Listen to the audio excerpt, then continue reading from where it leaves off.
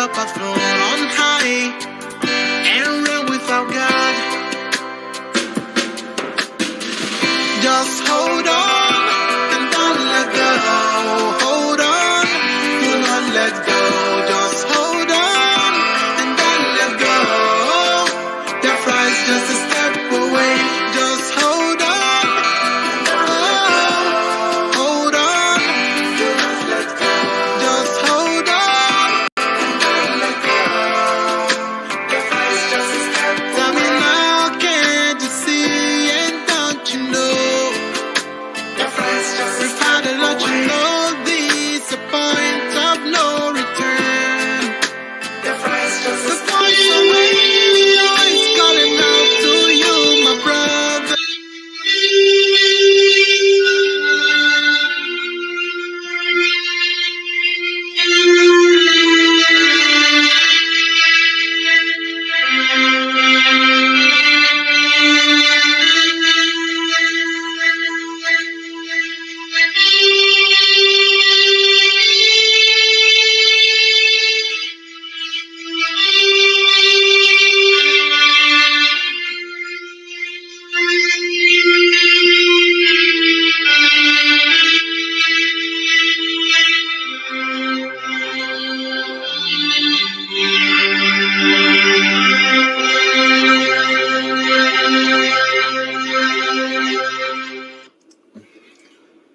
Good evening, wonderful people, great Biafrans, wherever you are on the face of this very planet Earth. Once again, we welcome you to our live and hopefully interactive session this very day, this very evening of the 23rd of February in the year of our Most High Elohim, 2021. The time now is 12 minutes past 7 p.m. in the blessed land of Biafra, and the same number of minutes past the top of the hour, regardless of where you are. That is to notify everyone who is listening that this is a live presentation, not a replay. How do you know it is a live recording? Is because of the time. Anytime we start our program, we remind you of the time. Because, of course, we do repeat most of our programs unedited. So if you do listen to this program later on, if the time where you are is not 12 minutes past the top of the hour, then you know that you are listening to a repeat broadcast. I welcome each and every one of you, regardless of where you are. And as I welcome you, please allow me to also urge you to welcome all those who are around you. We are live and we are direct, and the entirety of humanity is paying attention to what we are doing. And this very evening, of course, it gladdens my heart that a lot of people are now repenting from their old ways. They have now come to embrace the truth, which IPOB have for long represented. Good morning, good afternoon, good evening, and good night to each and every one of you. Because unlike any other, this very broadcast simulcast on almost 5 platforms. We are on FM, we are on satellite, we are on social media, be it Facebook, we are also on Twitter, we are on Radio Biafra Community app, we are also on Radio Biafra app. Some may want to listen via tuning, Sweet Radio, just name it, we are everywhere. And that is why the propagation of this very gospel is unstoppable. It doesn't matter what the enemies do. It doesn't matter what they will continue to do. We remain resolute. We remain unflappable. We remain determined. We remain unbreakable. And that is why we do not retreat nor surrender. That is why today the philosophy of IPOB, this very ideology we have preached for years, is now holding sway right across the length and breadth of the damnable zoological republic. As always, my name is Nnamdi Kanu. I am the leader of the indigenous people of Biafra, the director of Radio Biafra and Biafra Television, and by the very special grace of the Most High Elohim, a servant of the wonderful people of Biafra. I did promise you that I'll broadcast every 2 days because there is need for people that inhabit that damnable zoological republic to understand that their lives are in peril. And together we are going to do whatever it will take to ensure that we save as many souls as possible. That is why we are here. And that is why we ceaselessly continue to preach this very gospel of redemption. But first of all, we must pray before I bring to you what we have in store for you this very day.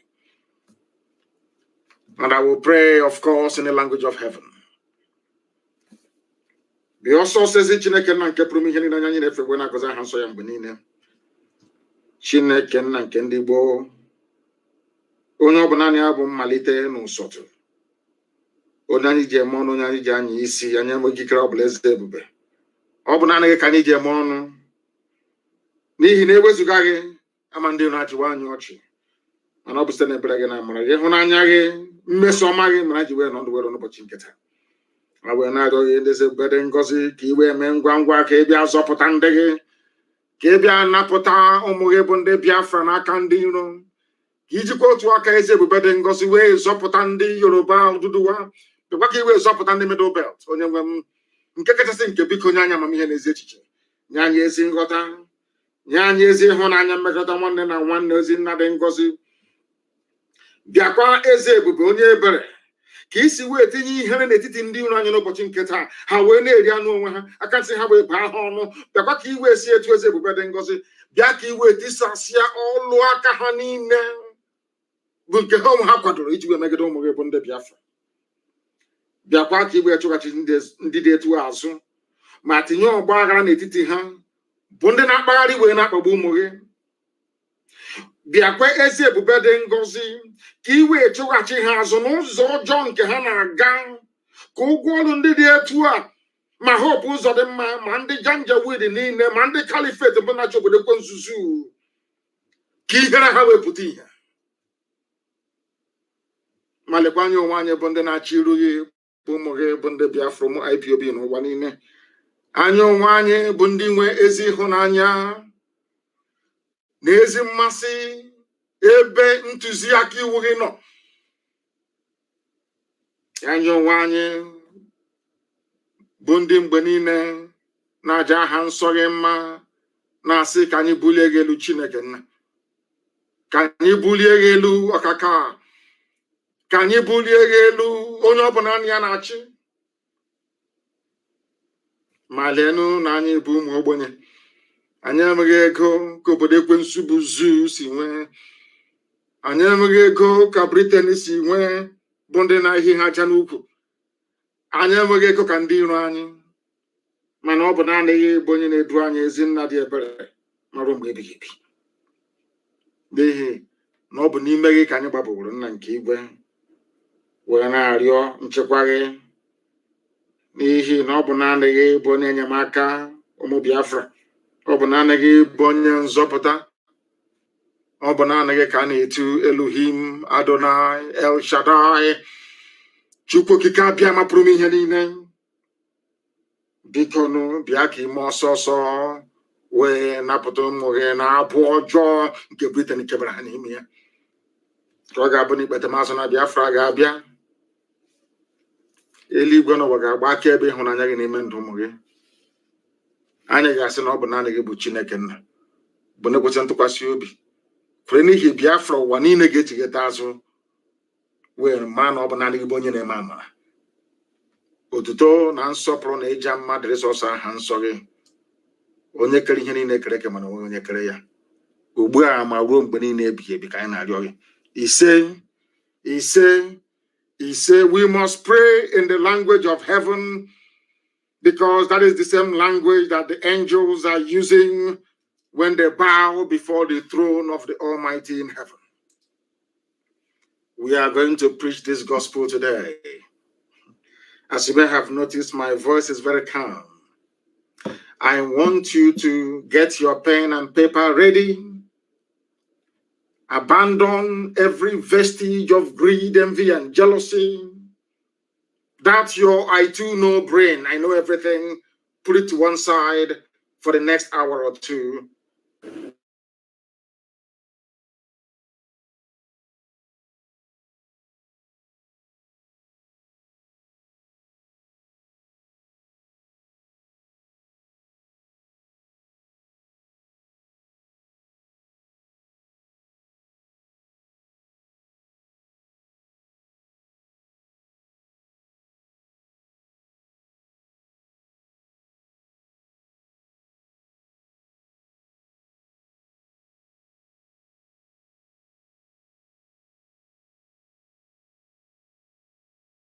Sorry, excuse me. Patiently doing this.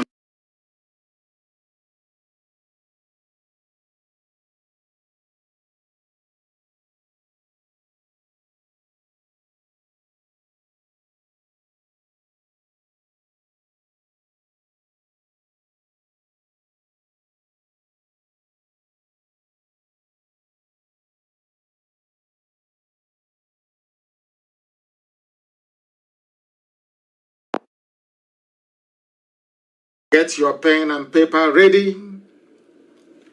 Abandon every vestige of greed, envy, and jealousy. That's your no brain. I know everything. Put it to one side for the next hour or two. Get your pen and paper ready. Abandon every vestige of greed, envy, and jealousy. That's your I too know brain. I know everything.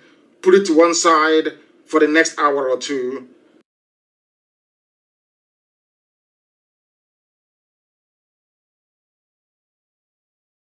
Get your pen and paper ready.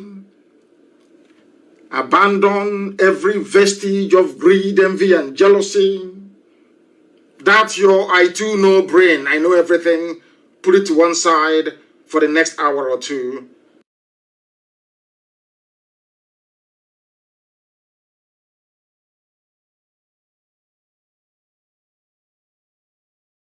Get your pen and paper ready. We are. Abandon every vestige of greed, envy, and jealousy. We are back once again. They're doing that's your I too know brain. I know everything. To stop us from spreading this very gospel of redemption. But we are back here live and direct once again, and I believe that all our platforms are working. There are those that have taken it upon themselves to inform me each time that there is a wobble. I need to know that all our systems are working very well. I want to know that all our systems are fully operational. Very, very important, please. Our enemies will try all they can to distract us. Please, I do need confirmation that all our systems, that our output from here is working very well. That is what I want to know, please. Very, very critical, please, that I get this confirmation. Is anybody able to confirm with me? Even if yes, we are okay. We are okay. Somebody's saying we are okay. I can see most of the comments. I think it's on Facebook. And Natubuko is listening to us on Twitter via my Twitter handle at Mazin Namdekano. Yes, I don't know if they have fixed it. We have fixed it, of course, here. Yes, they can now hear me. It is now working. Thank you very much. MDBC, thank you very much. All of you. Donatil Sunkem, thank you very, very much. Chieme Okoro said yes, that it is now working. It is now working. So we are live and we are direct. Once again, it is very clear. And the whole world. They don't want me to preach this gospel because they know what it contains. I call it the end of discussion. After this very program this evening, people will begin to have a more deeper appreciation of the enormity of the task that is before us and what we are doing to rectify the uselessness that Nigeria has become. We must preach. First of all, this very evening, morning, afternoon, or night, depending on where you are, there is no country, nation, or geopolitical space on this earth where a black man is in control of his life, talk less of his destiny. I want you to write this thing I'm saying down, please. Very, very critical. You write it down because what we are going to do, as always, is to try to build a very necessary preamble, lay the foundation upon which we are going to rest our lecture this very evening, this very gospel from heaven. I repeat, and I'm saying there is no country or nation on this very earth where a black man is in control of his life, talk less of his destiny. I know some of you may mention Barack Obama, that he was the president of the USA, but during Obama's reign in the USA, black people were more disadvantaged than at any time in US history. Had Obama's reign in America, or should I say his presidency, been a success, you won't have issues like Black Lives Matter. Black Lives Matter because racist, white police people in America were slaughtering blacks at will. That is after a black man had become the president of the United States of America. Why I'm saying that is for you to grasp the essence of the point that I'm trying to make. That there is no country, nation, or geopolitical space on this very earth where a black man is in control of his life. And I'll bring that to the zoo very, very shortly.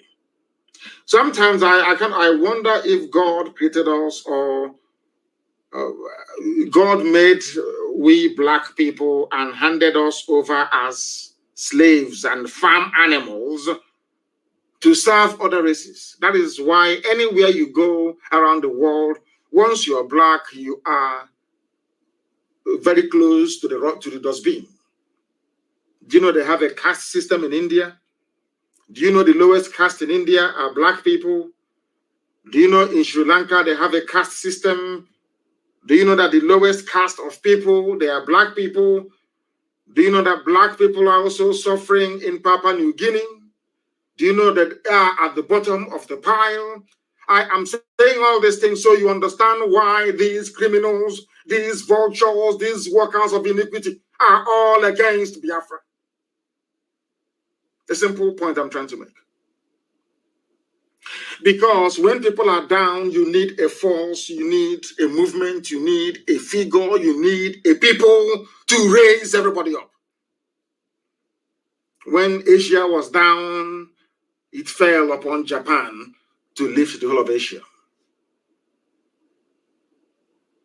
When the Western world was down, it took the grit and the might of the United States of America to grind through the Second World War and still be able to rebuild Europe. Europe was rebuilt with money from the United States of America. Nobody's doubting that. At every period in history, you have always needed a race or a people to stand up and say, or to say enough is enough.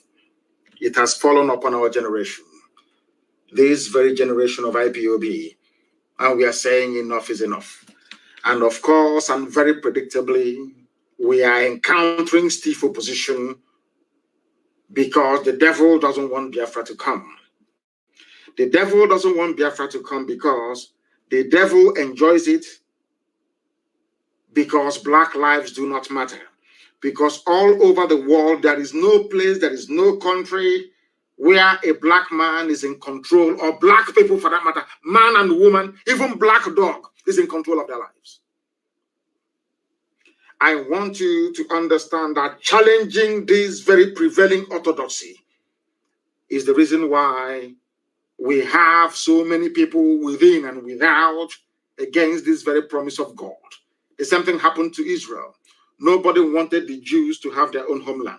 Nobody wanted them to have it. Even before time, even to leave Egypt and go, they were complaining of exactly the same thing happening in the zoo, because I don't know, for some inexplicable reason, I'm in a spiritual mood this very week.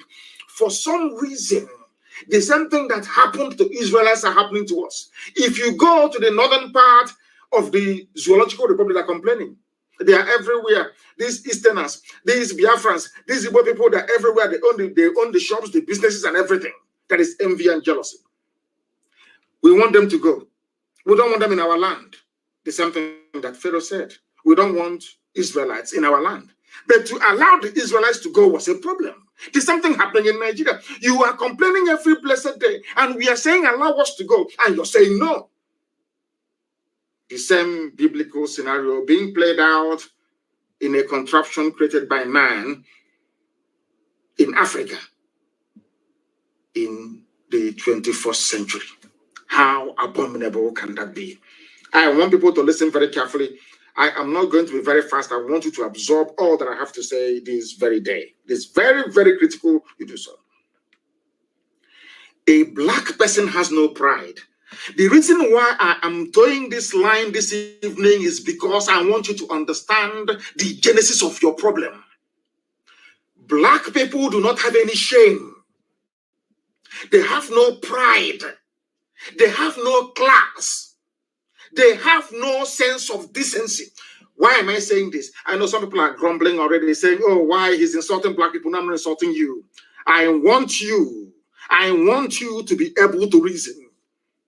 I want you to reason very, very clearly, please. Do you know why I say you have no shame, black people?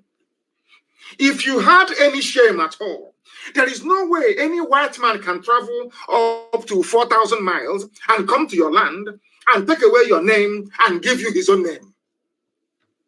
Do you want me to repeat what I said? Let me tell you why black people are suffering, why we are the lowest of the low, why anywhere we are in the world, people treat us as if we are trash, basically.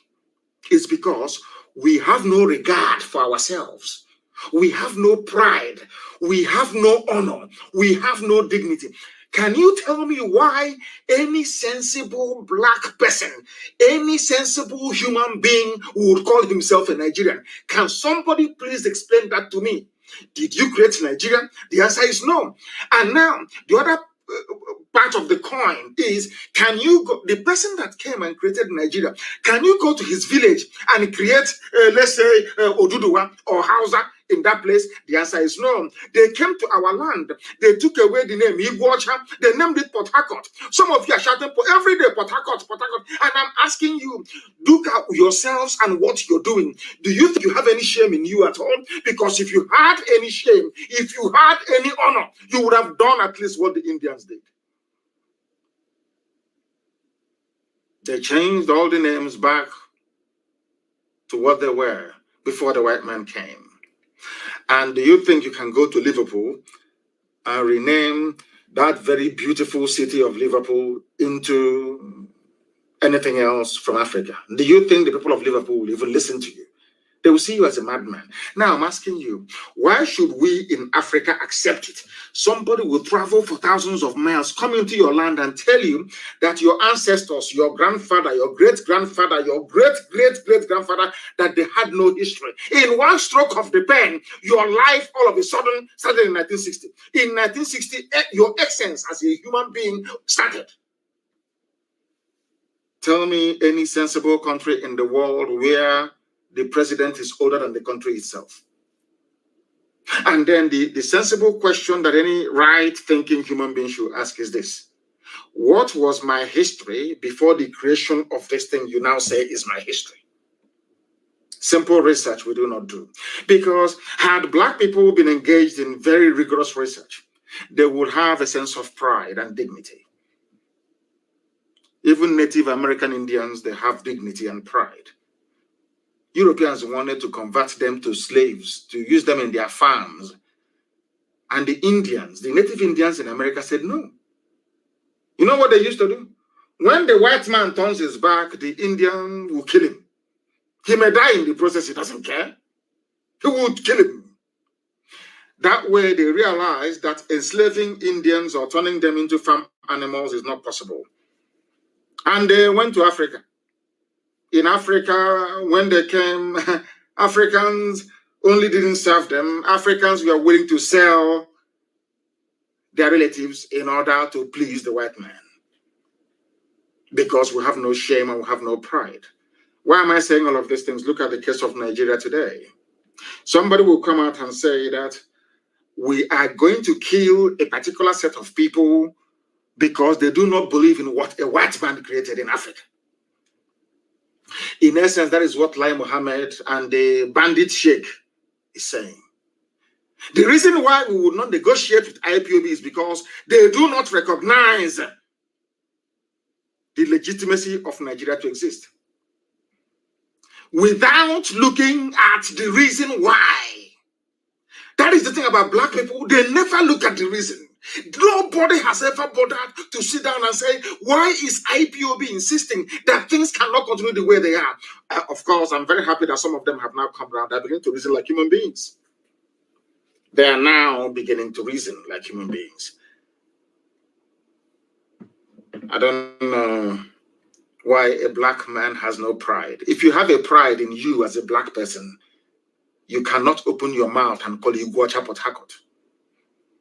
You cannot open your mouth and say Nigeria is my country. It shows you do not value yourself. You don't even trust yourself. You don't even trust your ancestors. You don't even trust God that made you the way you are. You have no shame inside you.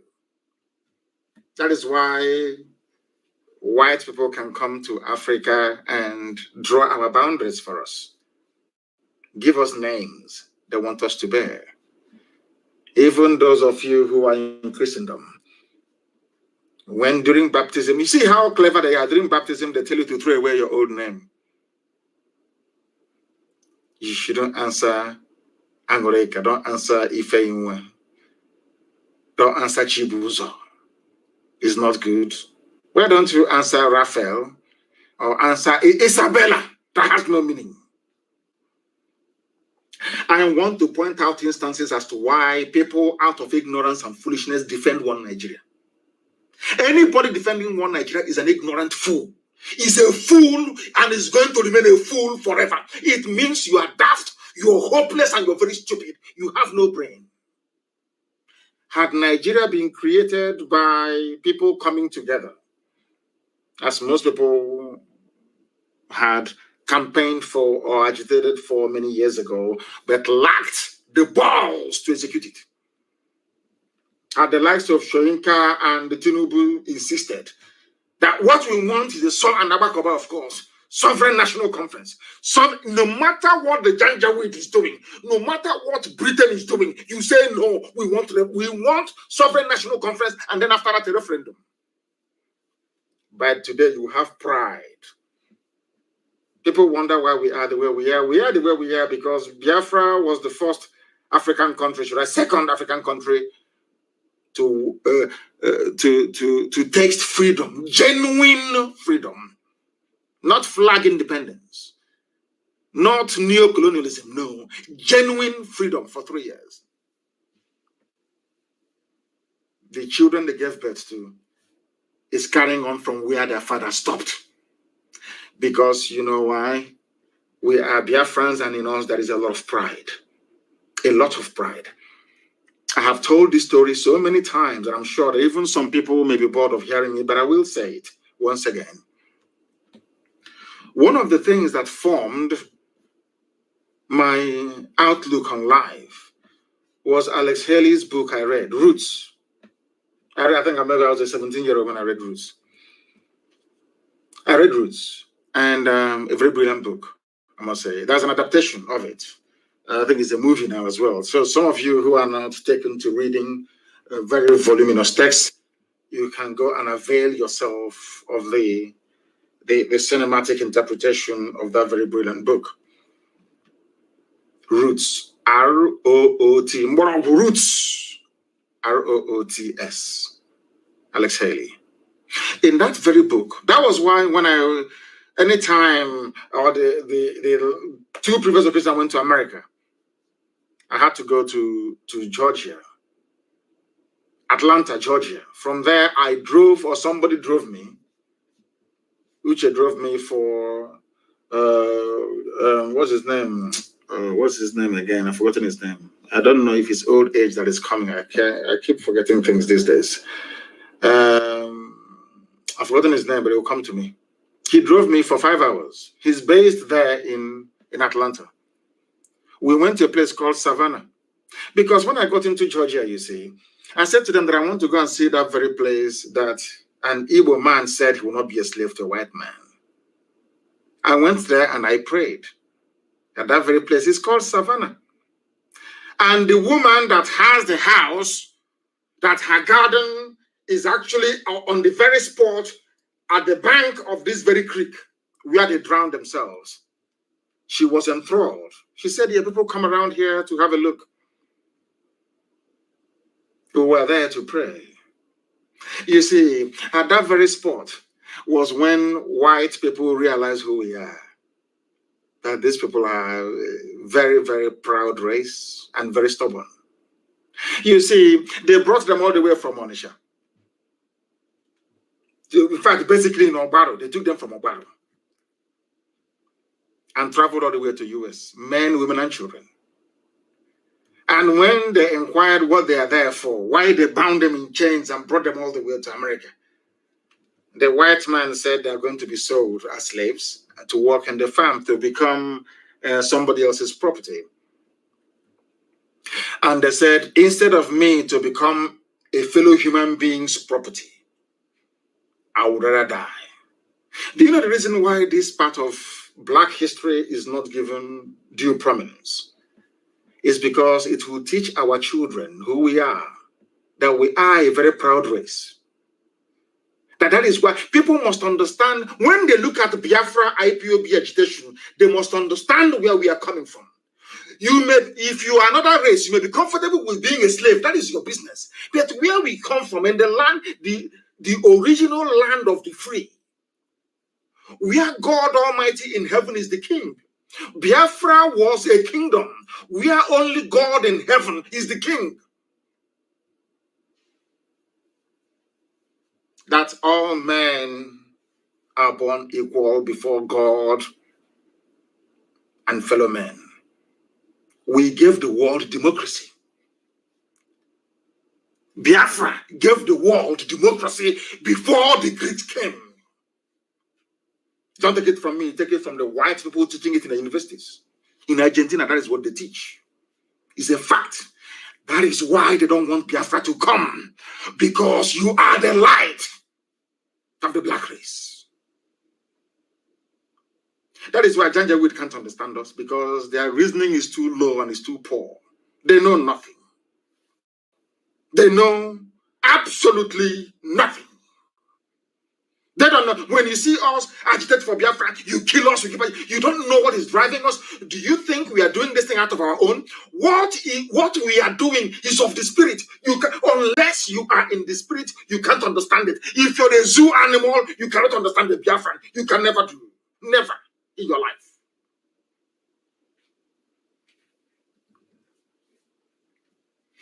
You are in a country where somebody created for you. 1960, Nigeria won independence. In your life started in 1960. And every day you wake up as a grown-up person, lettered and educated, you don't ask yourself, what is the history of my grandfather? You don't ask. Because you are black. And every nonsense that comes to you, you accept. Ask yourself why we go and protest. You kill us, we go and protest. You kill us, we keep going. You kill us, we keep going. Have you ever wondered why? Do you think that what we are doing, that we even know what we are doing? No, we don't. What is driving us? What is driving our essence is something beyond the comprehension of a black person in Africa. You can't understand it. That is why Biafra is an enigma. Only the intelligent can. Only the intelligent who are in the spirit can. And because Biafra is down, that is why black people are suffering all over the world. And like do your envy all you like. Be jealous. So unless Biafra is free, you can never be free. All of you together. So it is in the best interest of everybody to join hands together, that we may liberate ourselves. Now, let me ask you this very simple question. All their years of restructuring debate, all their years of sovereign national conference, all their years of talking for constitutional change, has anything happened? No. Ask yourself, why is it now that everybody is talking about change, that something must give? Had IPOB crawled back into its shell at the height of the persecution, do you think that we would have given people the courage to say what they're saying today? People are saying what they are saying because they know that the zoo was unable to suppress IPOB. Anybody talking anywhere in Nigeria is because of IPOB. Anybody anywhere standing up and shouting, it is because of IPOB. Do you know why? Because that's how God intended it. You see that race of people from the east, from Igodomigodo, all the way to Amazonia. People of the East. You see that very little place that Islam could not come into. You see that very place? Do you know that it was done for a purpose? Do you know that the time Islam was making it to the west coast of Africa, every country in West Africa, Islam, Quran dipped, or they dipped Quran in the Atlantic? Only the East. Have you, people, I don't know, have you ever sat down to ask yourself why there is Islam everywhere else, but not in the East? Because you don't know. You see, because Elohim never wanted it. God never wanted it. The reason why God allowed white man to bring his New Testament into our land is because he wanted to teach us a lesson. We were doing very horrible things at our temple in Arochukwu. Very horrible things. And God was upset. The same thing that happened to the temple in Jerusalem was what happened to us. But after 2,000 years, Israel rediscovered itself. And when Israel was about to be established, they said, no, don't go into armed struggle. Don't do this. Keep talking, keep talking, keep talking. And a very brave man, Menachem Begin, of Likud Party, the founder of Likud Party in Israel, Menachem Begin, I think at one time was also the head of Mossad, was the prime minister. Courageous and brave man, loved by God and men, only hated by the enemies of God. He said, to hell with everybody. Do you know that it was Britain that was manning, they gave them what is called the Palestine Mandate, because by then they shared the whole world amongst themselves. They divided everything. All the colonial powers, they shared the world amongst themselves. Britain also got Israel. The same way Britain got the zoo with Biafrans in it, their own was Palestine, the Holy Land of Israel. And they asked Britain to leave, that the children of God, that God said the time has come for his children to return. Britain said no. Go and read your history books. Britain said no, they're not going anywhere. Do you know what Menachem Begin did? They used bomb and dynamite to blow the British away from the land of Israel. And in the end, Israel was restored. That is the reason why I love the Bible so much. When they say that the kingdom of God suffered violence, and only the violent can take it, and with force. If you restudy the history of Israel, it's very clear. When Israel was begging, oh, you're killing, you know what that thing we used to do? You're killing us here. Nobody will listen. They were slaughtering Jews all over the world, slaughtering them for nearly 2,000 years. Nobody did anything. Until one day, European Jews said, you know, they are going to kill us anyway. So we might as well put our life to a very good use while we still have it. We are going to have a state of Israel. And it happened. People said it wouldn't happen, but it happened. The same way we are going to have Biafra. It doesn't matter what you say. We have the lives to commit into it. And in the end, it will come. Because nobody can come from a place called Nigeria. Only if you are an animal. Only if you are a compound fool. Only if you are a degenerate idiot. Only if you don't have any brain. I'll keep asking you. Okay, let us take your family now, for example. All of us, we have our own homes. Is that not correct? You have your wife, you have your children, and all the rest of it. And maybe some of you, as you're listening to this very broadcast this evening, you're with your family and you're eating and dining. Is that correct? Oh, how about if I walk into where you're eating now? It doesn't matter where it is. Let's say I walk into a family at Ijebu this evening and say, I am a Biafran. And by the way, I want you to change your name. This night, the name of this village. No, in fact, Ijebu, I want you to change it. And I want you to call it Ijebu the New Mbise. Are you following? What will you do to me? Even Janjaweed, if I were to go to Sokoto, doesn't belong to them. And I'm very happy today. There's a clip I will play, not audio I will play for you to hear. And I'm sure our media will go and get it and spread it everywhere. When Mailafia was talking, Dr. Mailafia was talking on channels, that's Janjaweed TV station. He is apart from we in IPOB, he is the only person I've heard use the word, the Habe Hausas. Today, I knew that the man, he reads his books, he's intelligent. When I mention the Habe monarchy, some of you don't know what it means. When I mentioned the Hausa, their name was the Habe, H-A-B-E, the Habe monarchies of the Hausa kingdoms. None of you knew what I was talking about. But today, my Lafia, I heard him say it. I ain't going to be honest, we are learned. I'm being honest with you. But we shall get to that later. We must change where we reason, black people. And if you like it or not, as I warned you, as I explained to you a few days ago, as I explained to you people a few days ago, if you ask Angela Merkel, when they were exasperated with the presidency of Trump because they didn't understand him, they will say, these are European ministers. Oh, listen carefully to how white. Now I understand why white people, they have so much, they make so much progress. A white person, I heard Angela Merkel, the leader of the strongest nation in Europe, Germany. By none, Germany is the strongest nation in Europe. Do you know what she was saying? Oh, we want President Trump to show leadership. He is the leader of the free world. This is the German prime minister saying that another head of state is the leader of the free world, because they understand that if America dies today or is suffering, they know they're all sunk. Do you think an African head of state will do that? You have jazz. Never. Pride and envy won't let them. Jealousy and greed can't allow them. That is why they don't want to give Biafrans credit. They know who we are.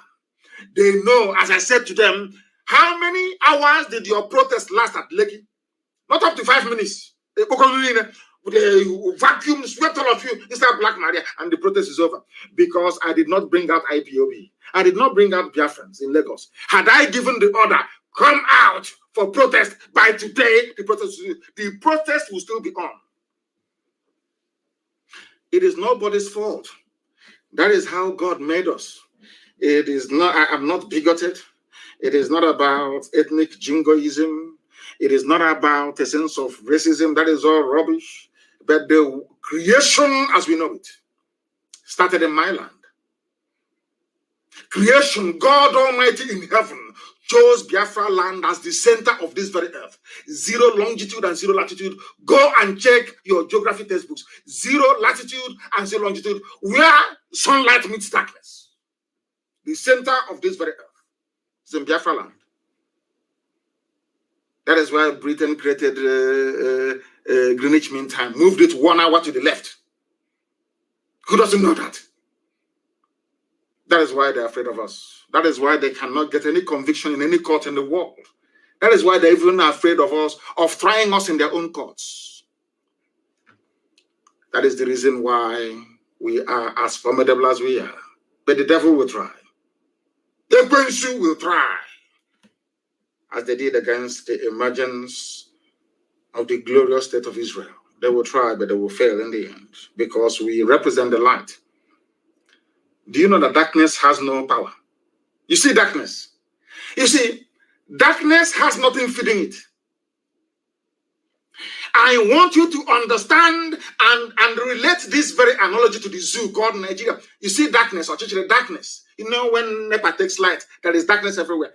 That darkness has no power. Darkness is only acting because there is no light. Once light comes, it disappears. And it can never come. As long as that light is on, darkness will never come close. Never, ever, ever. It can never come close. Have you do a simple experiment? Because you see, darkness, you know, when you're going out at night and there is no light, there is darkness everywhere, is because there is darkness in nature. Nothing is fueling it. There is no generator generating darkness. No, it's there, just there. Like Lucifer. Once, you see, for you to defeat darkness, you need to generate electricity or light. And to generate light takes energy. You must do something. You can't keep quiet. You must do something. If you don't do something, you continue to live in darkness. So at that time, you put the battery inside your torch and you on the torch. What happens? Darkness along that line flees. It can never come as long as your light is on. As long as your light bulb is on, there is no way darkness can come. But darkness, it doesn't cause darkness anything. Like the Fulani Janjaweed, it doesn't cause them anything to destroy. But to overpower them, you must come together. There must be synergy, there must be energy, there must be momentum. You must have that thrust. By thrust, I mean T-H-R-U-S-T, not T-R-U-S-T. Now you understand me, don't you? Now you understand me, don't you? I insult black people because I want them to develop some sense. Begging them doesn't work. This is black. But how can you explain to somebody who is a PhD holder, who is a professor? A professor will open his mouth and call his land Port Harcourt. You're a professor of maybe nuclear science.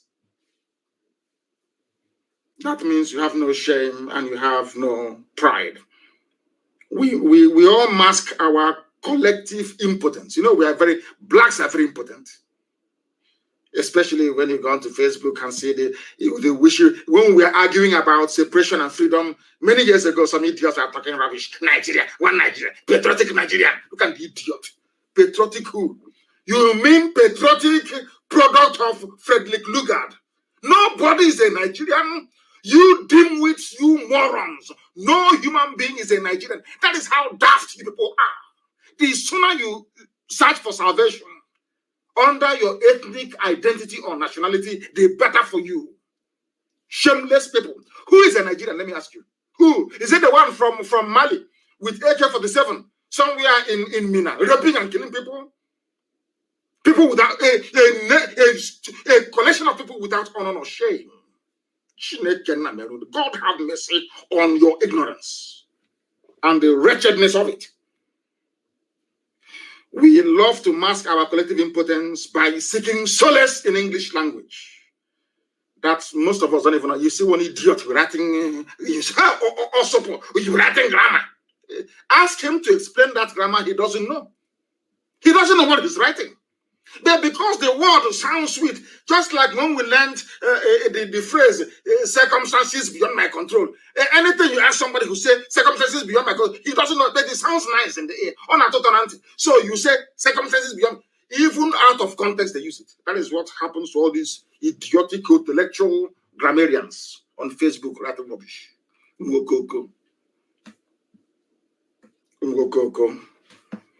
Now listen. Imagine how powerless we have been for years to make minor, what I would even call insignificant change like ordinary restructuring.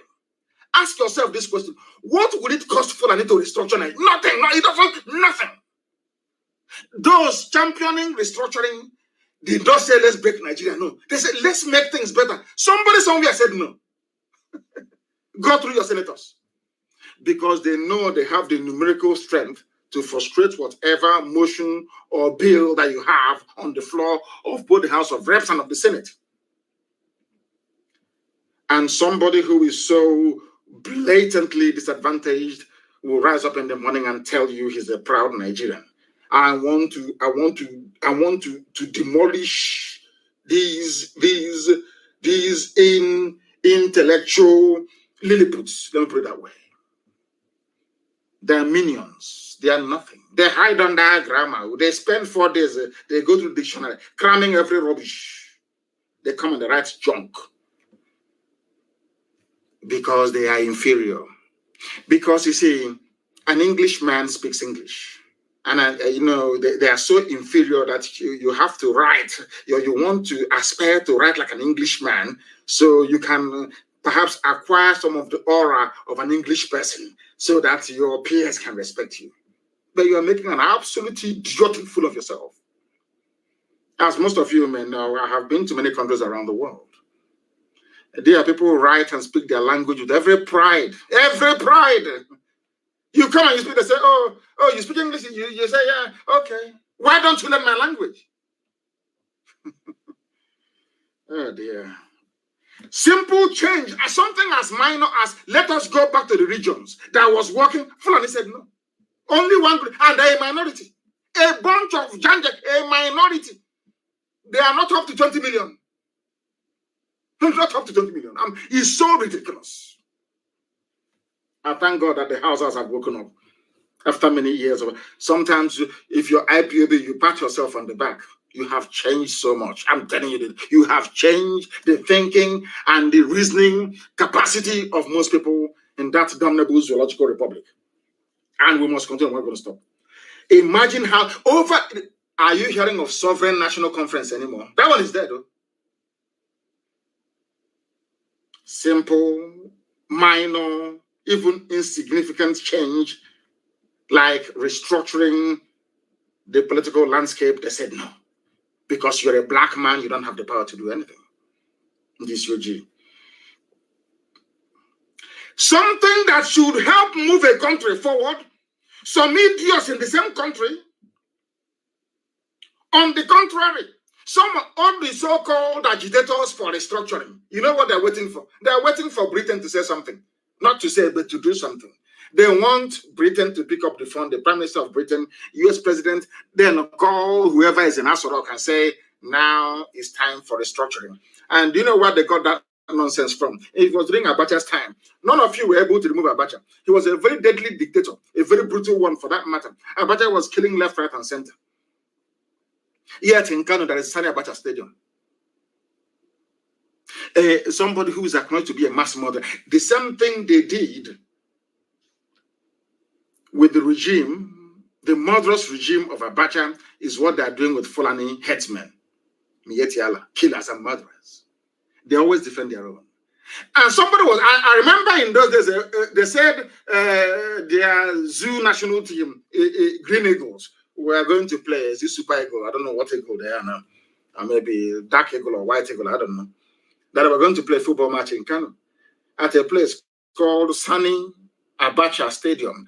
And I remember the white commentator saying, come on, Sani Abacha Stadium? Was that not the dictator? Hey, Shem left everybody and was doing me. He had a happen now, left everybody and was holding me. Now you understand it, don't you?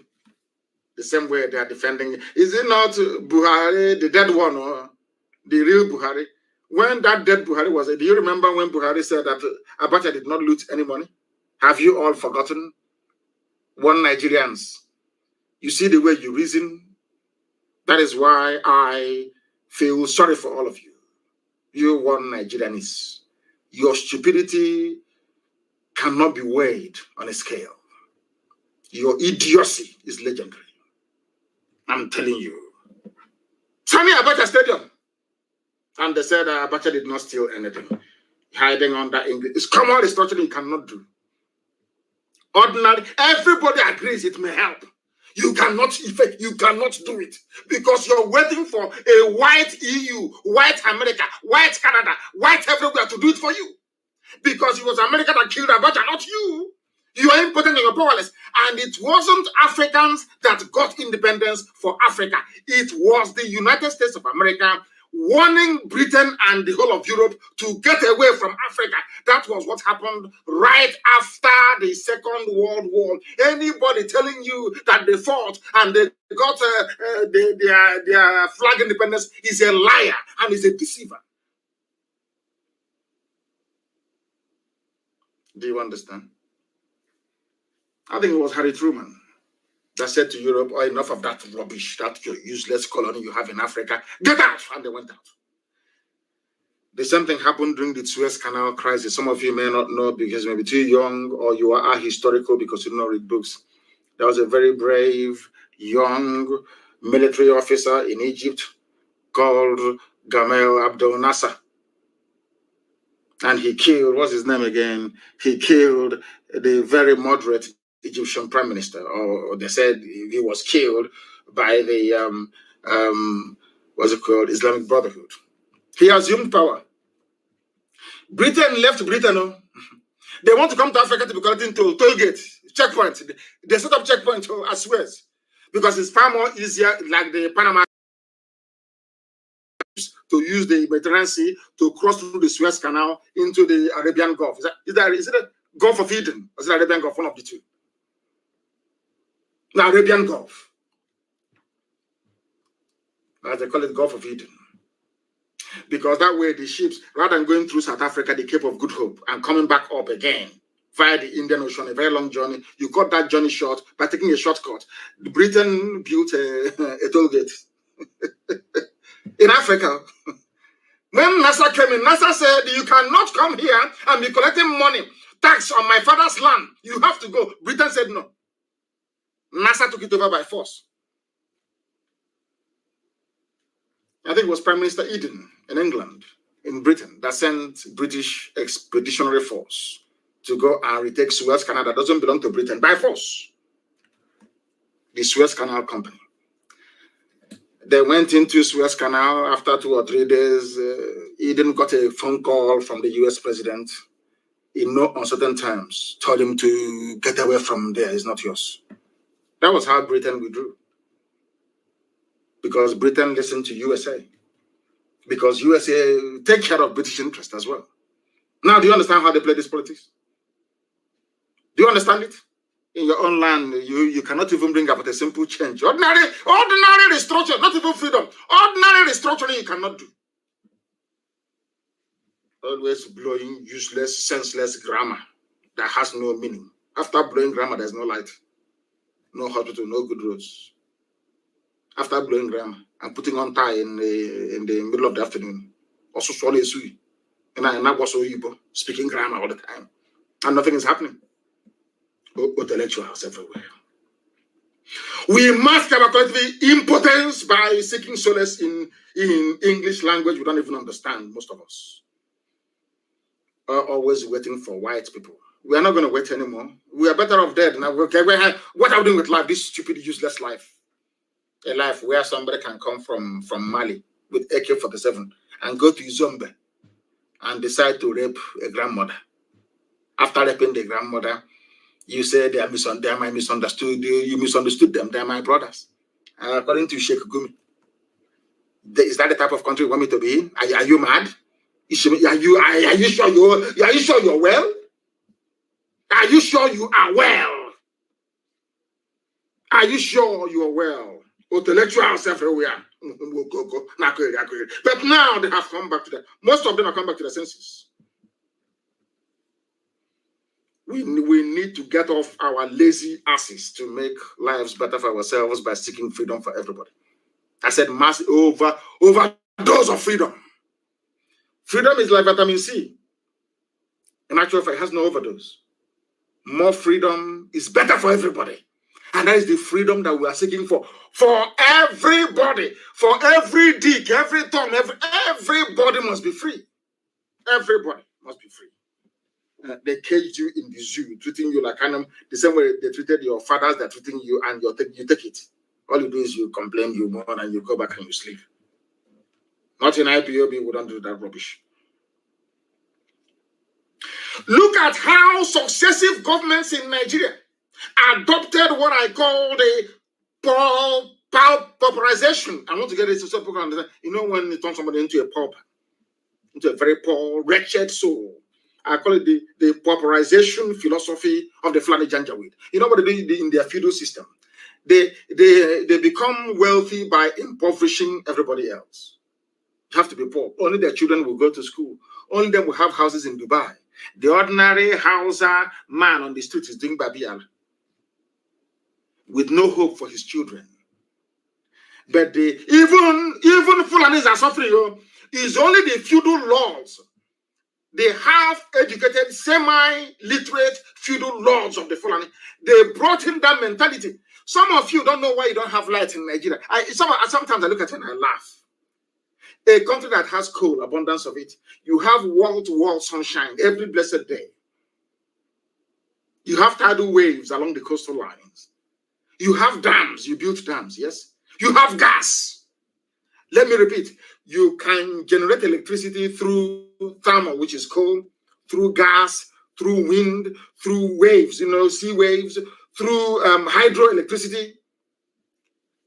All these things are in abundance. Some of you go to China, you see, they even make fake solar panels, and it works. A country of 200 million people cannot even utilize Kainji Dam that they built. A country of 200 million people cannot, they bring out gas from the ground. They ship this gas to Europe, to South America, to Asia. Those people, they have 24 hours electricity from the same gas that you're shipping from Ohaji. But people on Ohaji don't have any light. I don't know if I'm making sense, if people can understand what I'm saying. It's a lecture. People in faraway Japan that has nothing, they have light. People in Enugu that has coal under them, as you're walking in Enugu, it's all coal under you. They have no electricity. Do you see how stupid black people are? You know, sometimes, to be honest, if you sit down and begin to ponder how useless black people are, you will go outside and you commit suicide. I'm telling you the truth. It's a simple question. How come I produce crude oil from the... No, you don't produce. God gave us crude oil. You export the crude oil in one barrel that contains everything from kerosene to paraffin to engine oil to plastic, everything. And then you only import petrol that you used to drive your car and diesel. Whereas you have refineries in your country. Let me be very honest. It's not pulverization. Pulverization is to make something disappear. That's to pulverize. Pulverize is to make something disappear, not pulverization. To impoverish somebody. Impoverishment. That is the philosophy of the Fulani. That's what they brought into Nigeria. So don't you know that? If they give you 24 hours electricity, which they can, all those girls they are taking to Dubai will not be cheap anymore because they'll have their own jobs, they'll have their own cars, they'll have their own businesses, they'll have their own mansion. That time you have to start buying flour and chocolate and behaving very well. No, that's the difference. You know, abroad, when you want to talk to a woman, you have to buy chocolate. You first start by begging. Can we eat together? That's why you may wait for 2 or 3 months to get reply. Then after that, you start to buy chocolate. You will know every brand of chocolate. You may buy one, you say, I don't want the one with milk inside it. I want original chocolate, the dark one that is 99% cocoa. You guys start looking for that one as well. Then after that one, you go into the business of buying flour. By the time you finish buying flour and chocolate and going out for dinner, you will know that kaki and leather are not the same. They don't want to go through that process in Africa. So what do? They impoverish everybody. They make the women desperate, looking for somebody to do their hair for them, to buy lipstick, to buy ordinary sanitary towel. Some of them don't have. Then now that makes them very cheap. Now do you see why they're doing it? Why is it? Why do you think they stopped you from the closed door? Industries were there before. You see, let me tell you, there is something people don't understand about Nigeria and people ruling you. I feel sorry for you people, honestly, because you are not educated. I'm sorry to say. You people are not educated. Nigerians don't know the meaning of education. Do you know there were factories before in Aba making glass? Today imported from China. There's a glass factory in Aba. Do you know there is a textile mill in Aba where they weave cloth? Do you know that in Aba they used to make soap and detergent? Today imported from China. Somebody sat down in Lagos as a government minister and head of state and destroyed all these businesses. The same person is telling you about one Nigeria. I want you took me out of my job that I was doing. That was the reason why PZ, Patterson Sokonis in Abade left. That was the reason why Lever Brothers left. That is the reason why Leventis left. Some of you may remember Leonard Shoes in Aba, even in Omaham. You may remember Bata Shoes in Aba, even in Omaham. In Omaham, we had ceramics. We had Golden Guinea. Uncles were working there.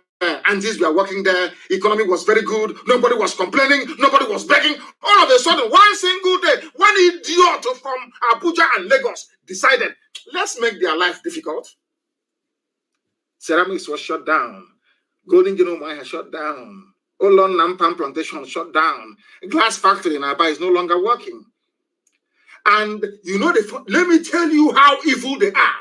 They come back and say, all these unemployed youths, but where the youths are supposed to be working, you as a greedy, evil, wicked politician, you shut it down. Now, after graduation, where do you want them to work? Because it's common sense. Some of you don't know that Michelin was in Lagos. They used to make tire in Lagos. Tire Michelin was in Lagos. You don't know that? Imagine that these Fulani, Janjaweed, primitive people had the mindset to say, let's grow the economy. By now, there will be no banditry because people will go to work. By the time you finish work, you get home, and your wife or your girlfriend will handle you very well. You will not have any time. You'll be thinking about the alarm waking you up the next day to go to work. Do you understand? It's still, all of these things I'm saying is not rocket science. It is it's simple common sense. Do you know the white man has it, black people don't? Those that do in the black world are very, very few, insignificant few. As somebody said, these are blood-sucking fools. You got a politician. Our senator from he spoke on the floor of the house. You see that wretched girl at Channels TV. That stupid girl. I don't know what they call that idiot. Trying to, I don't know the village, trying to mimic a white accent. I don't know what her name is. The one that interviewed Senator Baribe the other day. They see all these things. Ask the minister, please, minister, the largest textile mill in the whole of Africa, with the exception of South Africa, was in Kaduna. Kaduna, the largest textile mill. It is shut down. There is a car company called Leyland Dav. Iveco, IVEC, I think it's an Italian company. They used to assemble their cars. Do you know there was a time, this thing now that Innovation is doing, do you know there was a time that Volkswagen from Germany was assembling their cars in Nigeria? Do you know that Peugeot was assembling their cars in Nigeria? Are all of you aware of it? Now, some of you are too young. You don't know. Then, was anybody complaining of hunger? Was anybody complaining? In those days, all you need to do to be able to, you don't need to buy any bone straight hair. All you need to do is to write a very good letter to somebody you like, and they will respond. You don't need money to do anything. Money for what? Everybody's feeling very well. These idiots, they never liked it. They don't like it one bit. They want to control you. How Fulani controls you is by making all of you poor. By making you poor, you start to eat each other, to grovel. Even when you're hungry, you start looking for something to eat immediately. That was why they broke NSAS, the first protest and the second one, because all of you are hungry. They made it so. Once a black person is hungry, you can control them anyhow you like. They go to China, they borrow money, they buy Chinese products. Even, I'm not saying don't buy Chinese products because China has the grace already. That's how God blessed them. But the little things you can make in your village, you just make them. They won't allow you to. Somebody, we were in England, somebody said, I'm going home to build a factory. I said to him, good luck. He came back one day and said, do you know that all those machinery, they're still at Apapa Wharf, and now they're rotting away. I can no longer use them. These are the demons you have as your politicians. These are evil people, evil beyond evil. You don't know how much they hate you. We speaking this way, we are the ones that love you because we want you to change. You don't know how much they hate you. Remember how they used to rejoice and enjoy before. Yoruba is fighting Igbo. Oduduwa is fighting Biafra. They love it. They are fighting themselves. Fulani will be enjoying. Today it has turned. Because there is three elements that God decreed that man cannot live without. What I mean by man is also women. You see, food, shelter, and clothing. These are essential needs that every human being will always aspire to have. Do you know what happened to people in the zoo and by extension all across Africa? They know for you to get food, shelter, and clothing, you need money. For you to get money, you need work. And all your focus, all your lives is going to be how to provide for yourself and your family these three essential elements, or should I say ingredients of life. But in Nigeria, you don't have it. You know, sometimes I ask myself, do you see somebody who's pushing truck or pushing wheelbarrow, or a graduate driving keke napep? Some of you have PhD and you're driving keke napep. Some of you are driving, riding Okada to make a living. Are you going to be able to build a house by driving keke napep? Maybe you mold one block a year. And if your child were to grow up and to start driving, you will need to get to the 10th generation in the next maybe 500 years or 500 something years for you to be able to build a house. That time you're long gone. And those after you are long gone too. Now, what I want to say to you is that what they're doing in the zoo is deliberate. And what IPOB is doing, what we in the Biafra movement is doing, is to set all of you free. You may not like the approach. You may not like the style, but it is the truth that we are preaching here, and we will continue to preach it. That is why you have high levels of illiteracy, but all of them, from Atiku to the dead Buhari to all of them, their children schooled abroad to Saraki, all of them, their children went abroad to study. But they neglected their mates. Their age mates gave birth to bandits that you have today. The murderers and the killers and the terrorists and the rapists you have.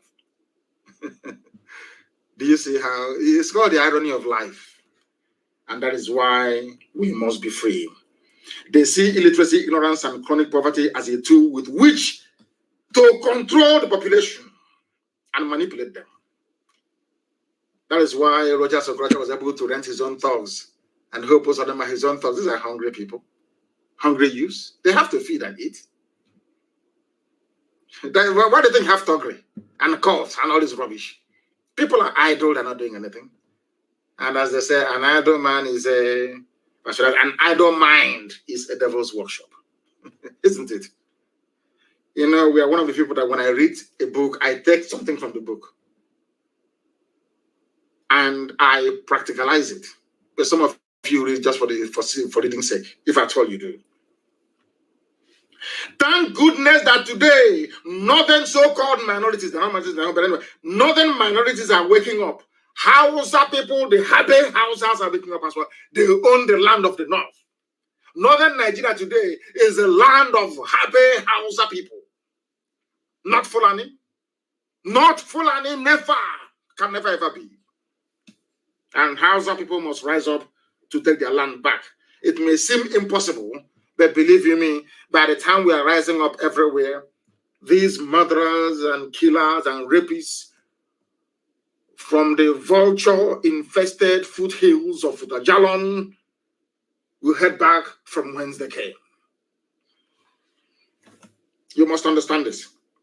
How is it that 200 million people cannot effect a change against an oppressive gang of people, 2,000 lunatics, calling themselves politicians? Are they up to 2,000? No, they're not. And they're back up. Let's give them credit. Let's round it up to 20,000 people. 20,000 people oppressing 200 million people. Reminds me of how white people came into Africa with only 20 men and conquered all of us. Look at where we are today. And we allow these 20,000 people every blessed day to be ruining our lives. Why do you think that politicians own newspapers in the zoo? Name one independent publisher you have in Nigeria. They're all financed by politicians because they want to keep you locked down in your ignorance and your perpetual cycle of poverty and deprivation. It's time for these 200 million people to rise against the wicked 20,000. Wicked and evil. These are people at home. They are evil people. Evil. Lunatics. And the funniest thing is, with the help of Britain, they dominate the political space. Ask yourself this question repeatedly until it sinks in into your black skull. Ask, why is it that 200 million people are so docile and imbecilic that 20,000 telling you went to the structure, went not to the structure? Who told you that?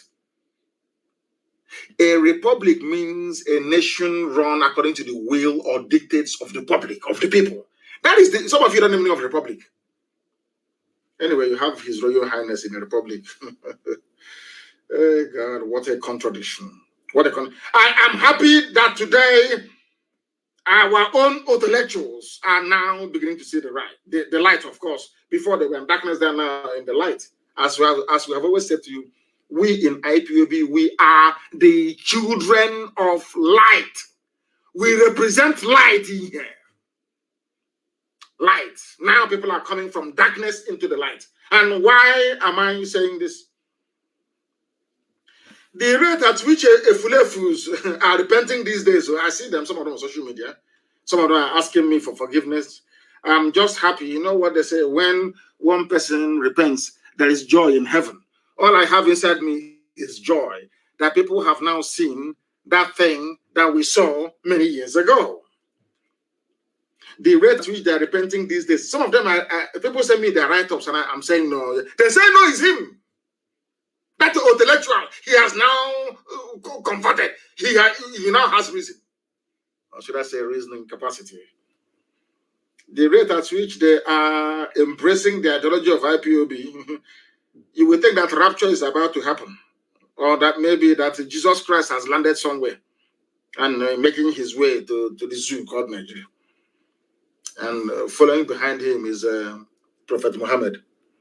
At the rate at which people are these days converting. We have succeeded in resetting the minds and the brain of your average Nigerian. Everybody, go to the TV and the write-ups, everybody now speaks like IPOB. Everybody, everything they're saying is now what IPOB used to say.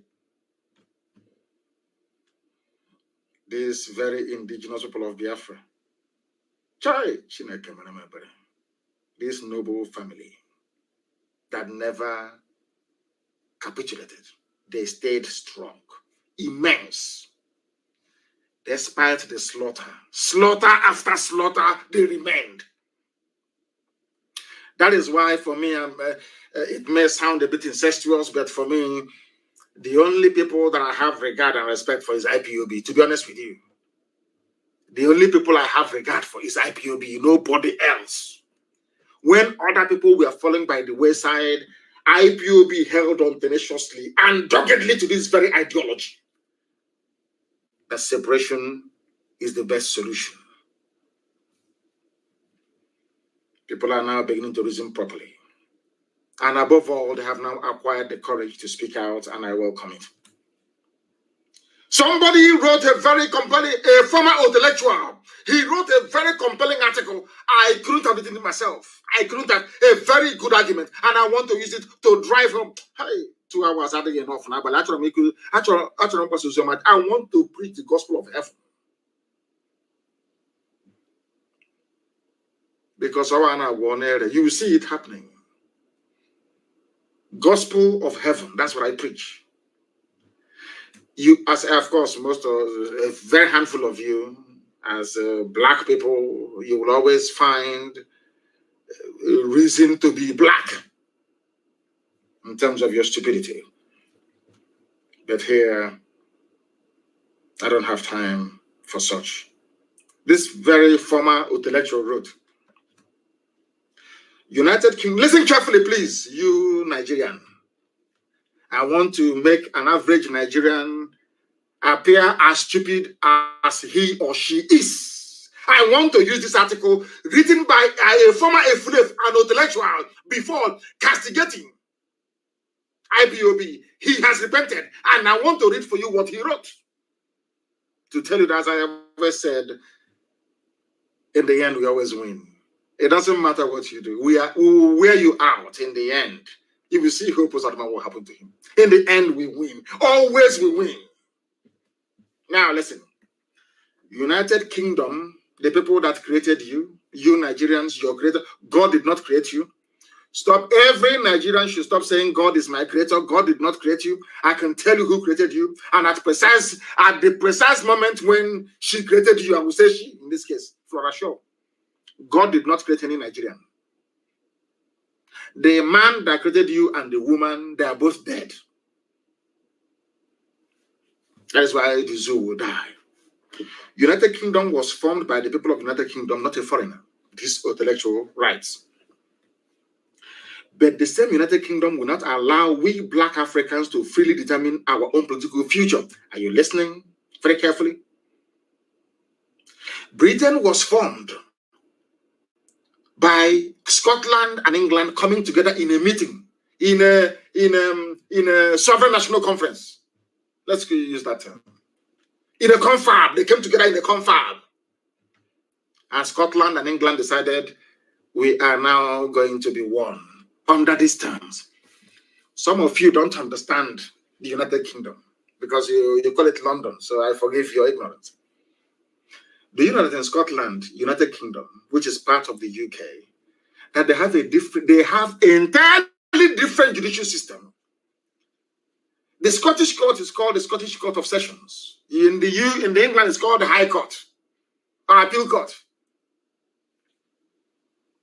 In Scotland, they have sheriff till tomorrow morning.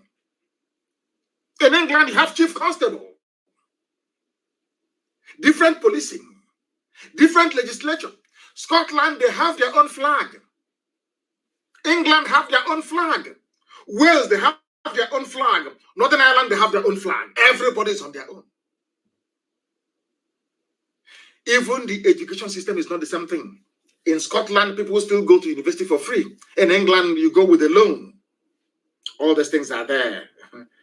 But do you know what I find astonishing? The same United Kingdom will not allow you to have the same thing that they have. Now, ask yourself this question. Why is it that they don't want you to have what they have? Now you understand it. Now you understand it. Black people, when will you receive sense? This UG, black. When will you receive? Britain is against restructuring. Britain presided over, should I say, superintended the slaughter of 5 million people because they don't want you to have what they have. Ojukwu went to Aburi to go and negotiate confederation, regionalism, the same thing you have in England. The British High Commissioner then in Lagos told the Fulani people to say no. The records are there. Ojukwu never went to Aburi to go and secede. Ojukwu went to Aburi to go and get what you're fighting for now was what Ojukwu was fighting for in 1967, but none of you knew. They used their propaganda, BBC, to deceive all of you. If you meet an average, illiterate, useless Nigerian, he will tell you, Ojukwu went to war, Ojukwu went to war, Ojukwu went to secession, seceded. That is why I said that, anyway, by force, they will receive sense. Intellectuals everywhere, black people, they eat their own flesh. You eat your own flesh. But when you see a white man, you jump up and start, you stand and you salute him immediately. That is why a vagrant, a street, a homeless white man can come to Africa and become a manager in a top company. You have no regard for who you are. But we are IPOB, and we have regard for who we are. Britain, they have restructuring. Scotland is on their own. Britain, why can't I have what you have? They say no because you're a nigger. We created you. How can they are playing God? We created Nigeria. Every Nigerian is a British product. Some of you are like a factory product to them. You are like a factory product.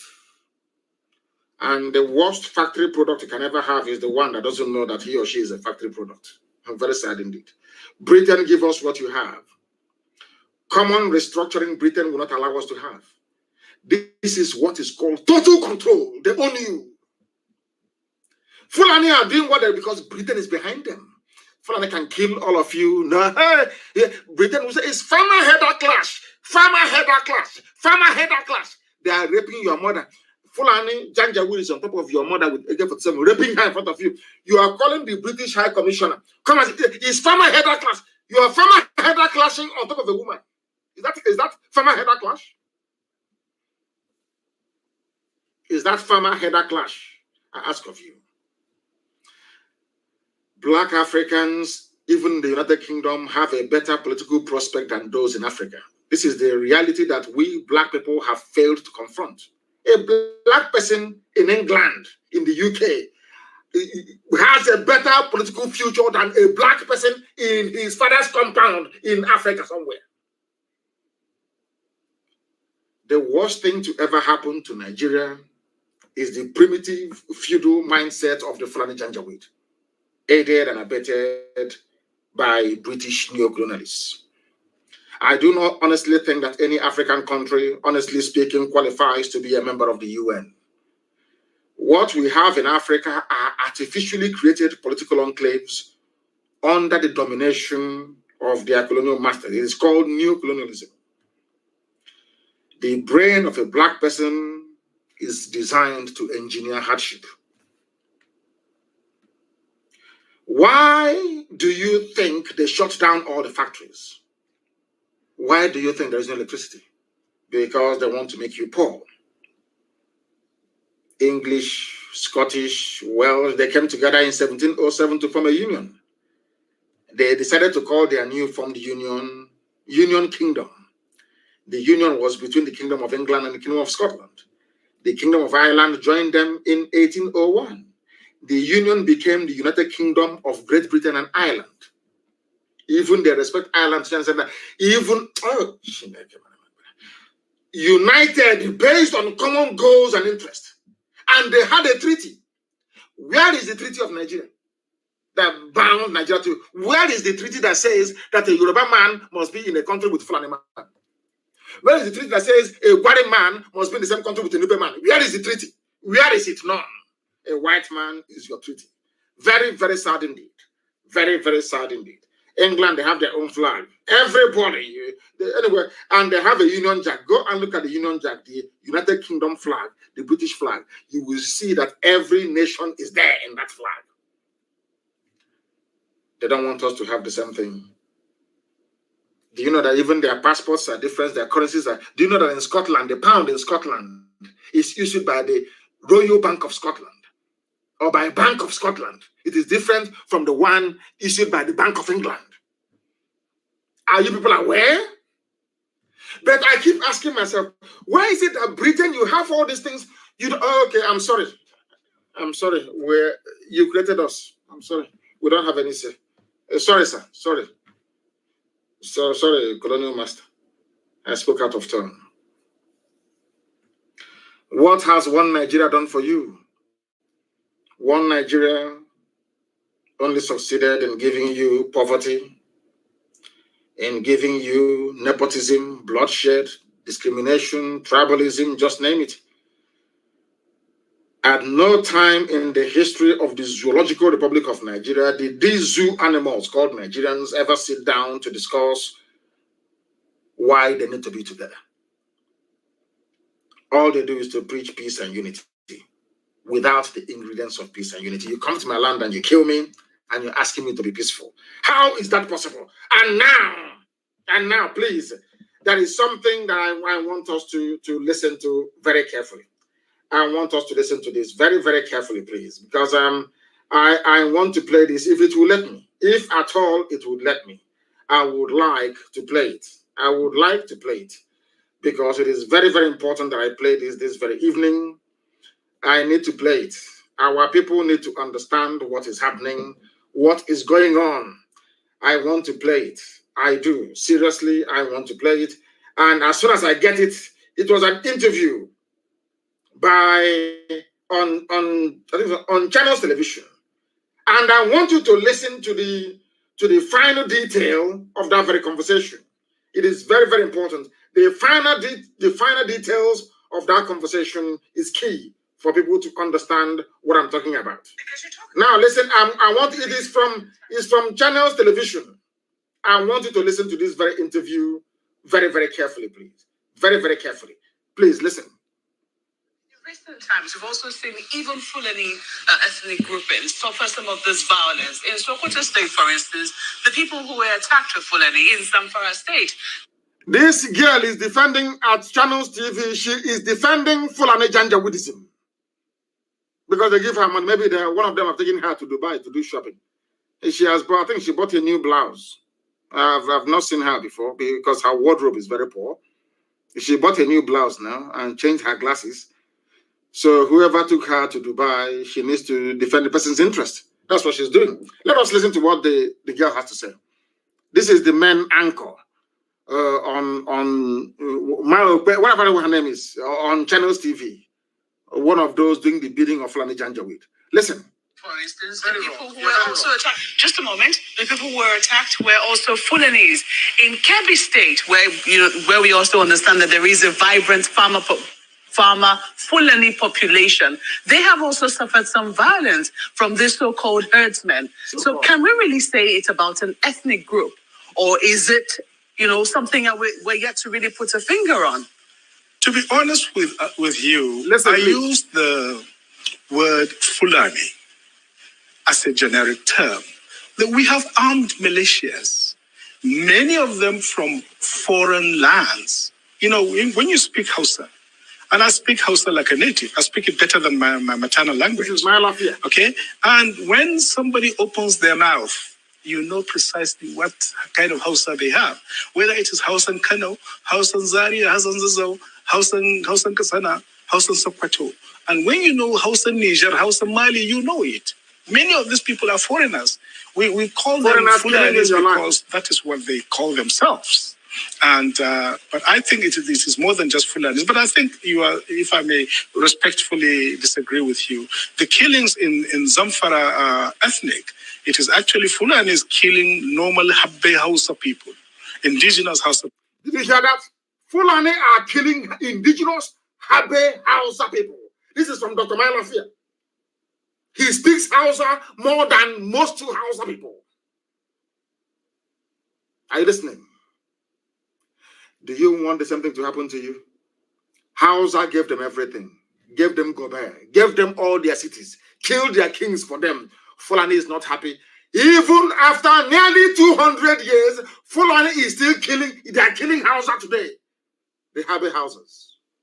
The funniest thing is that they convinced these Hausas to help them to kill their kings. And the idiots agreed. Today they're killing them. In other words, who opposed them? And those of you working for the Janjaweed, it doesn't matter what you do. In the end, they will kill you. Let us listen to this very erudite, intelligent, composed, polished, and intelligent man speaking. I am drawn to intelligence. When I see people who are genuinely intelligent, I'm drawn to them. That's who will go. Listen to the points the man is making. Hausa is in trouble. Hausa Fulani. They say, let's unite. Hausa Fulani. They are killing Hausa. Fulani is killing Hausa. And then let's unite. It's something they want to do to you. Listen, please. Let us learn from those that know. Call them Fulanis because that is what they call themselves. And but I think it is more than just Fulanis. But I think you are, if I may respectfully disagree with you, the killings in Zamfara ethnic, it is actually Fulanis killing normal Habbe Hausa people, indigenous Hausa people. And Birningwari, majority of them are Muslims, but they are Bagi people. Birningwari, the city of the Bagi. In Sokoto? In Sokoto, it is mostly the farmers that are being attacked. In Kebbi? Kebbi, the same thing. The farmers who are sometimes, and most times, Fulani as well. Have you ever come across a Fulani farmer? I think you're making this up, Mope. There's no such thing as a Fulani farmer. There's no such thing in the geomorphology of rural There society. are Fulani people who are settled. There are Fulani people who own land in this country, aren't there? There are extremely few, and we don't really... You can call them Fulanis, but Fulani Ngida who have lost their language and so on and so forth, we hardly even refer to them as Fulani. He even knows the nomenclature. Fulani Ngiwa, or whatever, I don't know. This man is very bright. Listen to him, please. We hardly ever refer to them as Fulani. The real Fulanis we talk about are the pastoralists. There are settled Fulanis, of course, but many of them are clerics, Islamic clerics. They are teachers, they are scholars, and they are the aristocracy, by the way. They are the aristocracy. So those of them who are farmers are an extremely small population. Extremely small population. But they exist. Trust me. They exist nonetheless. They do exist. This is from research done by other journalists. I mean, I haven't had the privilege of doing the research myself, but I have read from other journalists who have. They have been to those places and they can identify Fulani population who are farmers and have also faced this crisis of having to deal with this so-called herdsmen. But we're talking in basic general terms. What's the percentage of those people that are actually farmers? I don't dispute. Just like, in fact, there are Birom people, there are chief people who actually earn cattle. And I wouldn't, for that purpose, therefore, say that Middle Belt peoples are also pastoralists and so on and so forth. I mean, we should, It's called demolishing a half-baked journalist. Demolition. Complete demolition. The fact that, what's it called? I know Umahi has about 3,000 heads of cattle. Does it mean that Igbo people of Igbo, they are pastoralists? She's trying to justify the killing of human beings by saying that the Fulani should be excused. They are also, that's a stupid argument. We are also suffering. Rubbish. Absolute rubbish. Listen. Very precise, I think, in the social categorization of these people. Yes, indeed, there's nothing wrong. There would be some small percentage of Fulanis who own farms, and then there wouldn't be anything wrong with that. And that is not the issue. The issue is the scale and the genocidal level of ethnic cleansing that is going on in the Middle Belt. So this has come up again because of this in the Middle Belt. Yes. I said genocidal killings going on in the Middle Belt. The same Middle Belt that the Fulani is convinced to join hands with them to fight Biafra. That is why when I pray, I say, I can sing about let that hand they used to feed others poison. May they feed from it as well. And may they too be poisoned. The same Middle Belt, the convinced Igbo man is your problem. Biafra is your problem. That is what Fulani does. Every time two of you will be fighting, they'll be busy advancing their agenda.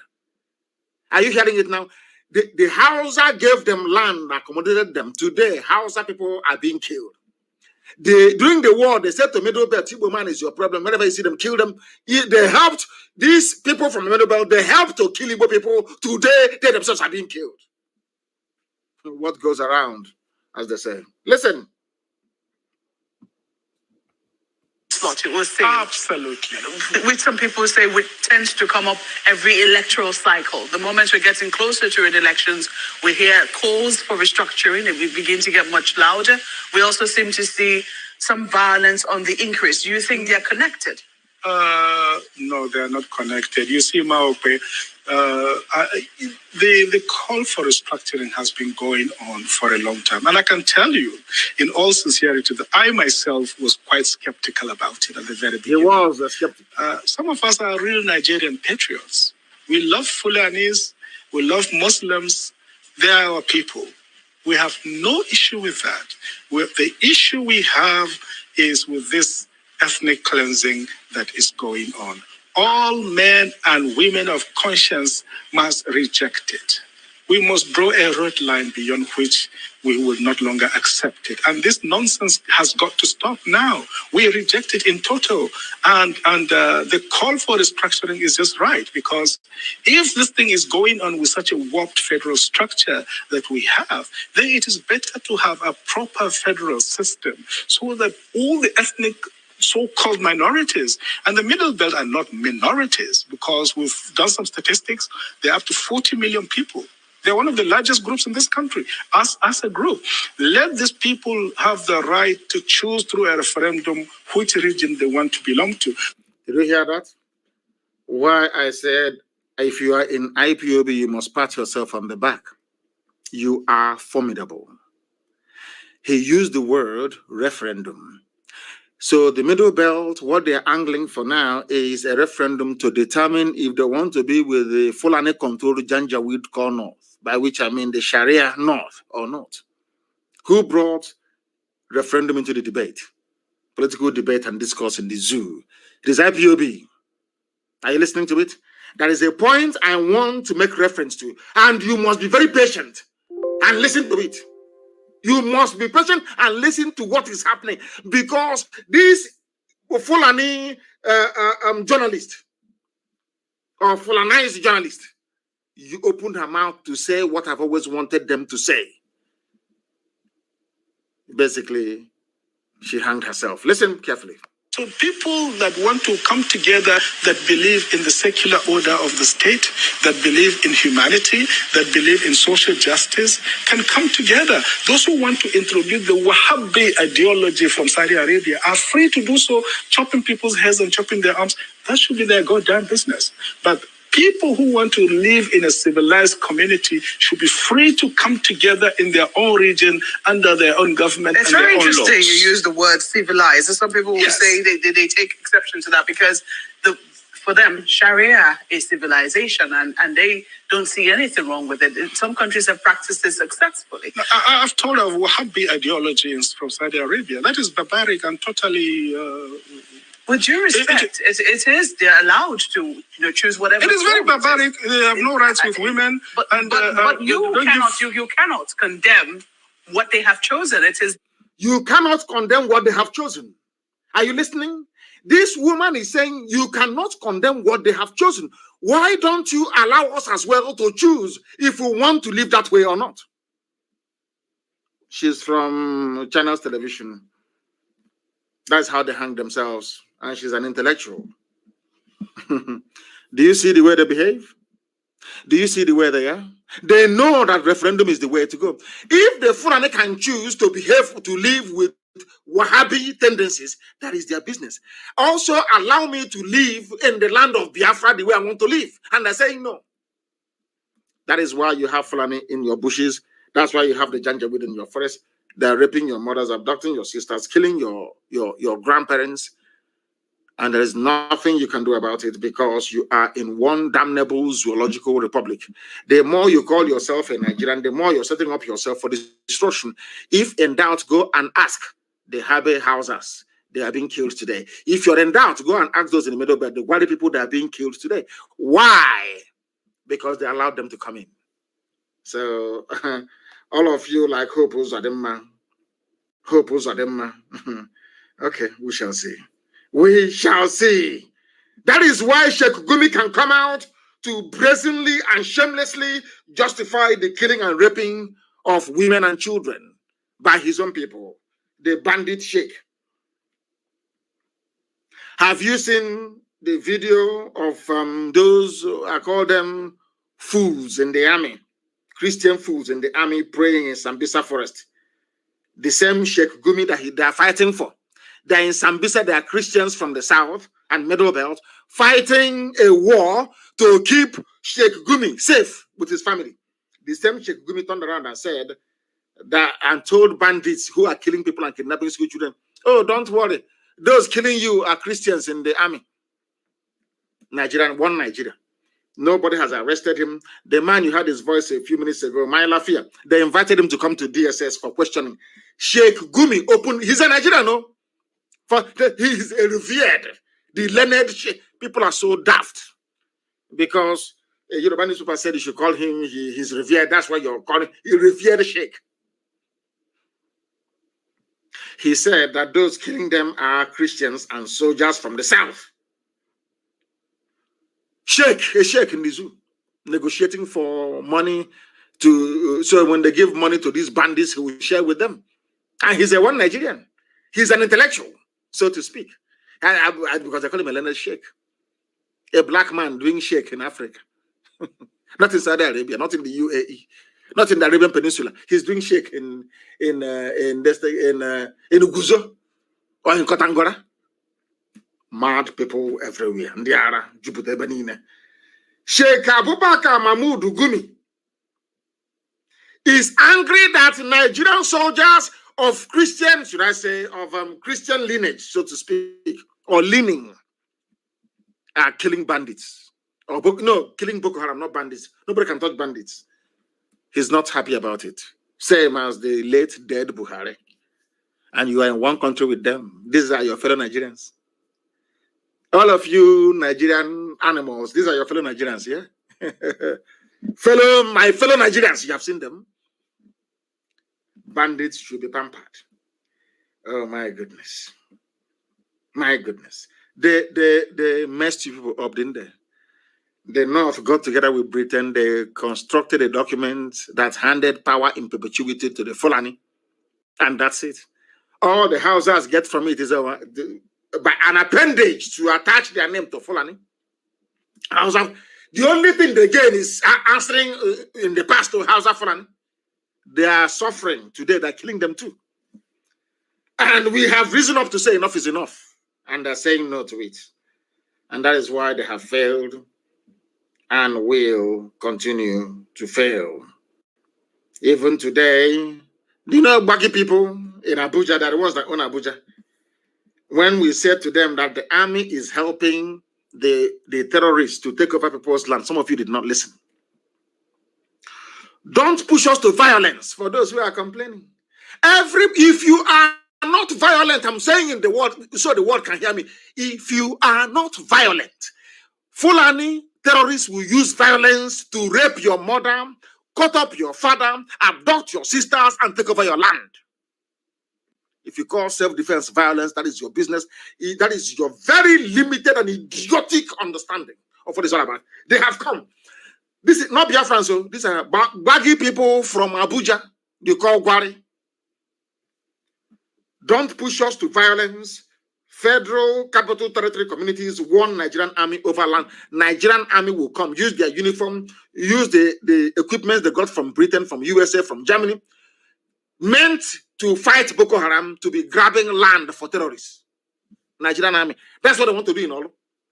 Because we drove Fulanis away from Olu, they came in to reinstate them in our land. And of course we said no. I don't know how else you want these things explained to you. I don't know how else you want to understand this. What we are saying is as clear as daylight. As clear as daylight, you can see it very clearly. But some of you have chosen to ignore, not some of you, I think everybody now realize that there is no way ahead unless the IPOB way, referendum and disintegration. Then people can decide where they wish to belong. They're taking land from Gwari people. Their claim is the North. You know all that myth about North, have we not shattered it? Shatter is gone. All that North is gone, rubbish. Now everybody to your tent, oh Israel, needs to now Fulani. No more North. Yeah, are you telling me that the North is one that Gwari people are complaining that army they're using army van, army uniform to take land from people to give to terrorists from Senegal, from Mali, from Niger, in your so-called one Nigeria, and you're a Nigerian, and you're proud to be a Nigerian. People with such mindset, we are those that allowed the white man to come in to take over our land. And have you all read the report? Have you all read it? Are people tried anyway? A plane crashed in Abuja. The U.S. ambassador wrote a goodwill message to Nigeria. That same ambassador is there, and the army is attacking Olo. She never said anything. UK the same thing. Because they know who we are. More than we do ourselves. They know who we are. They don't want Biafra to come. They represent darkness. They want darkness to prevail. They want you to be unemployed. They want our women to be going about and being useless by these idiots. They want you to be riding Okada after having your PhD. The British High Commissioner and the USA Ambassador, that is all they do. They want you to continue to suffer. They give them money from the zoo. They bribe them. Who says a white person doesn't take bribe? They take bribe even more than black people. US Ambassador taking money from Nigeria not to speak the truth. You're commiserating with them over the death of murderers who died in a plane crash, and many more will die. Come and bomb Bolu again. One of your planes will also go down. All of you will die. You have not learned anything yet. Those that confronted IPOB, all of them, from Buhari to the last one, where are they today? To Junaid Buhari, they're all dead. You confront this great family, you will die in the process of it. U.S. ambassador is a woman. And in life, I used to think that women are more, they have more empathy. They are like mothers, you know. and they have that motherly, compassionate feeling for the suffering of humanity. They sent a British High Commissioner who is a woman, a US ambassador who is a woman, and these two people are just there. Even under their watch, the slaughter and killing of the innocent has tripled. Plane crash. So you want to commiserate, so your money will keep flowing. The US ambassador, I'm talking to you, so your money will keep coming. A white person who is compromised. You come to Africa, wretched, poor Africa. You take bribe from a very corrupt government in order to sweep human rights abuses under the carpet. And you are an ambassador. Is that your job? Is that what you can? They posted you to Nigeria to be collecting money and watching people being slaughtered by terrorists? Let me hear any of you again talk nonsense about Boko Haram or say we are going to provide support to help fight Boko Haram. Then she never said anything when people bomb fighter jets and helicopter gunships came to Olo. They know where the bandits are in the north. They never went to the bandits in the north. They're in Olo killing innocent people. And you as an ambassador, you said nothing. Absolutely nothing. And you're an ambassador. An ambassador. There is heavy gunshot and explosion in Maiduguri. Hey, hallelujah. Thank you, Lord. Anybody, if you're a Biafran, you're in the north, if you die there, you are a necessary casualty in this effort. Because only an idiot will be there. The Fulanis are killing Hausa, they are so-called Hausa Fulani. How about you? Stay in the north. They said there's a breaking news coming out now. Odum Nkechineke is writing on Facebook, the explosions and gunshots in Maiduguri now. People are revolting everywhere. In office, I told you, you see Somalia?